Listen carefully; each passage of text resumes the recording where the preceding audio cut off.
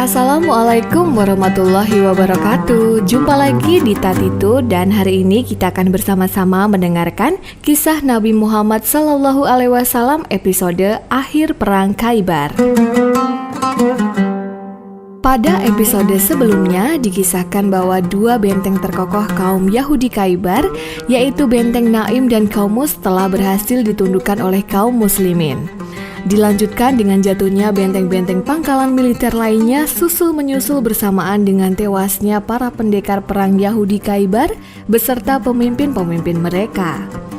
Di tengah berkecamuknya perang Khaybar terdapat seorang budak negro dari Abisinia yang bekerja sebagai pengembala ternak pada seorang Yahudi di Khaybar. Menyaksikan begitu banyak orang Yahudi pergi membawa senjata, orang Yahudi yang ditanya mengatakan bahwa mereka akan memerangi seseorang yang telah mengaku dirinya sebagai nabi. Ia pun teringat akan berita-berita mengenai adanya seorang nabi yang bernama Muhammad. Spontan ia menggiring kambing gembalanya ke arah pemusatan pasukan muslimin dan bertemu sekaligus berbincang-bincang dengan Rasulullah SAW perihal ajaran yang dibawa oleh beliau. Dari perjumpaan inilah sang budak negro dari Abisinia ini menyatakan memeluk Islam. Setelah mengikrarkan dua kalimat syahadat, bergegas ia mengembalikan hewan ternak yang digembalakannya dan bergabung bersama pasukan kaum muslimin. Pada perang Khaybar, sang budak negro dari Abisinia terbunuh setelah bertempur melawan beberapa tentara Yahudi. Pasukan kaum muslimin yang melihat jenazahnya segera mengangkat dan menghadapkannya kepada Rasulullah SAW. Ketika Rasulullah SAW melihatnya, beliau berkata kepada para sahabat, "Allah telah memuliakan budak ini dan telah menuntunnya kebajikan. Aku melihat dua bidadari sedang duduk di dekat kepalanya, padahal ia belum pernah menunaikan sholat dan sujud sama sekali." Pada peristiwa lainnya, sebelum perang Khaybar berlangsung, kaum muslimin kedatangan seorang Arab Badui yang ingin menghadap Rasulullah SAW. Kepada beliau, ia mengikrarkan keislamannya dan bertekad hendak turut hijrah ke Madinah. Ketika perang Khaybar berkobar, sang Arab Badui ini tidak ingin berada di belakang pasukan. Dengan semangat tinggi membela agama Allah, ia selalu berada di lapisan depan bersama pasukan penyerang. Hingga pada suatu duel sengit melawan tentara Yahudi, ia akhirnya gugur bersimbah darah di medan pertempuran Khaybar. Mengetahui hal ini, para sahabat segera membawa jenazahnya di hadapan Rasulullah SAW. Rasulullah pun berkata, ia tidak berdusta kepada Allah. Allah telah mengabulkan keinginannya. Beliau kemudian menghafani orang Arab Badui ini dengan jubah beliau sendiri. Selanjutnya menyolatinya. Rasulullah SAW berdoa, "Ya Allah, hamba-Mu ini telah berhijrah ke jalan kebenaran-Mu. Ia gugur sebagai pahlawan syahid dan akulah saksinya." Dikisahkan bahwa meskipun benteng-benteng dan pangkalan militer kaum Yahudi Khaybar satu persatu telah jatuh ke tangan kaum muslimin, namun kaum Yahudi masih saja terus melakukan perlawanan. Hal ini memaksa kaum muslimin untuk menerapkan strategi pengepungan selama beberapa hari hingga akhirnya kaum Yahudi berputus asa dan menyerah. Seperti biasa, kaum Yahudi meminta kepada Rasulullah SAW agar diadakan sebuah perjanjian perdamaian. Mereka berjanji bersedia menyerahkan seluruh harta kekayaannya asalkan nyawa mereka dijamin keselamatannya oleh Rasulullah SAW. Rasulullah SAW pun menyetujuinya.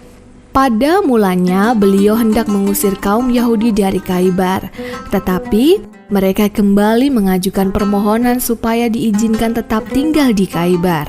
Mereka berjanji akan bekerja mengolah ladang dan perkebunan kurma yang menurut hukum telah berada di bawah kekuasaan kaum muslimin dengan imbalan separuh dari hasilnya. Rasulullah SAW pun menerima permohonan ini. Beliau secara bijaksana mempertimbangkan beberapa hal, termasuk diantaranya pengelolaan tanah ladang dan perkebunan di Khaybar demikian luas hingga memerlukan banyak tenaga dan keahlian agar hasil panen tetap optimal. Untuk mengatur pelaksanaannya, Rasulullah Shallallahu Alaihi Wasallam mengangkat Abdullah bin Rawahah sebagai pengawas yang berwenang menata kembali pemukiman orang Yahudi Khaybar, membagi tenaga kerja secara merata di seluruh ladang dan perkebunan, serta mengatur penerapan pembagian hasil seadil-adilnya. Demikian baiknya perlakuan yang diberikan Rasulullah Shallallahu Alaihi Wasallam kepada Yahudi Khaybar, sehingga pada waktu mereka meminta agar kaum muslimin memberikan kitab-kitab Taurat yang disita saat perang Khaybar, Rasulullah Shallallahu Alaihi Wasallam pun mengabulkannya. Secara diam-diam, orang-orang Yahudi Khaybar mulai mengagumi kebijaksanaan Rasulullah Shallallahu Alaihi Wasallam. Mereka membandingkannya dengan kekejaman dan kebingasan perlakuan orang-orang Romawi ketika menyerbu Yerusalem pada tahun 70 Masehi, di mana kitab-kitab Taurat diinjak-injak dan dibakar. Demikian pula saat kaum fanatik Nasrani menyerang dan menindas kaum Yahudi di Andalusia, seluruh kitab suci habis terbakar.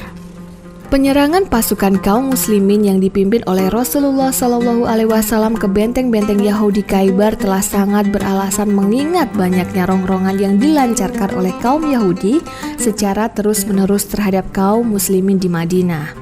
Kemenangan kaum muslimin pada perang Khaybar menjadi awal bukti dari firman Allah Subhanahu wa taala di dalam Al-Qur'an surat Al-Fat ayat 18. Kemenangan-kemenangan lainnya pun akan terus datang disertai dengan melimpahnya harta yang akan dibagikan kepada kaum muslimin. Disinilah Rasulullah Shallallahu Alaihi Wasallam mengajarkan bagaimana cara melakukan pembagian harta yang berasal dari hasil rampasan perang secara adil dan bijaksana. Setelah perang Khaybar berakhir, Rasulullah Shallallahu Alaihi Wasallam bersama pasukan kaum muslimin berangkat ke Fadak, yaitu sebuah daerah di dataran tinggi Hujaz. Penduduknya terdiri dari kaum Yahudi yang cukup besar dan sejumlah keluarga dari Bani Murrah serta Bani Sa'ad bin Barq. Di sini tidak terjadi pertempuran karena penduduknya menawarkan perjanjian perdamaian atas dasar kesediaan mereka menyerahkan separuh tanah Fadak.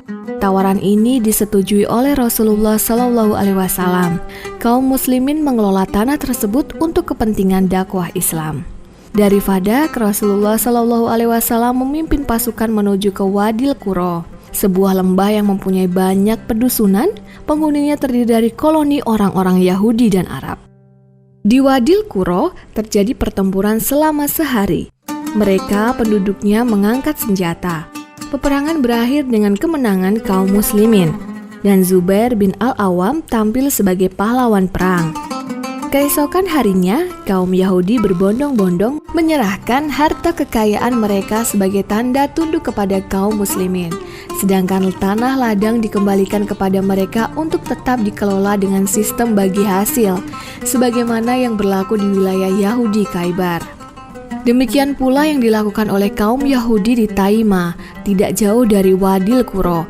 Mereka lebih memilih perdamaian dengan kesediaan menyerahkan harta kekayaan yang ada pada mereka.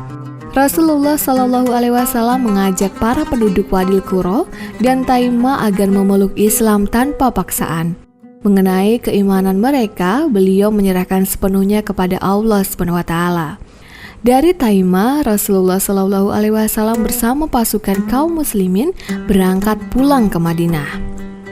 Terdapat beberapa kisah lain yang menyertai perang Khaybar maupun peristiwa setelahnya. Untuk mengetahuinya, ikuti terus kelanjutan kisah perang Khaybar ini pada episode berikutnya. Sampai jumpa. Wassalamualaikum warahmatullahi wabarakatuh.